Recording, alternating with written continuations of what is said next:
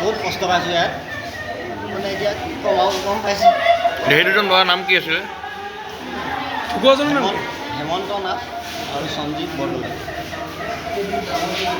এইখিনিয়ে আৰু এইজনৰ নাম কি আছিলে? খুৰা ল'ৰাজন হেমন্ত নাথ। পাহেৰা ঘুমতি গাঁও পাৰবজাৰত কাম কৰি আছিলোঁ। তাৰপিছত মোৰ লগত মোৰ কোলালীজন আছে আৰু মোৰ ভাইটি এজন আছে খুৰা ল'ৰা, এজন মোৰ খুৰা হয়। তাৰপিছত মানে কি হ'ল, প্ৰথমতে এটা মিস্ত্ৰী পাৰ্টিয়ে এটা লিংকা বনাই থৈ গৈছিলে। তাৰপিছত তাৰ ওপৰত মানে এটা বক্স বনাই পেলাই টিংটো নেদেখাকৈ বনাব লৈছিলে।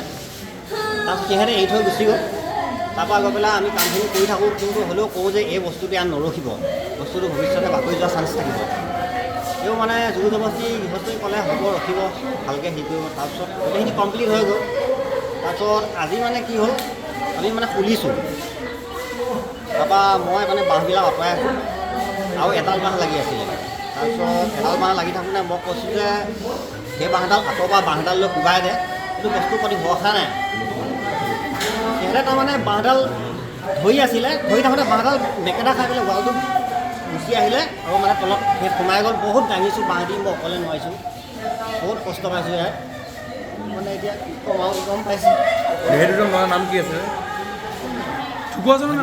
হেমন্ত নাথ আৰু সঞ্জীৱ বৰদলৈ।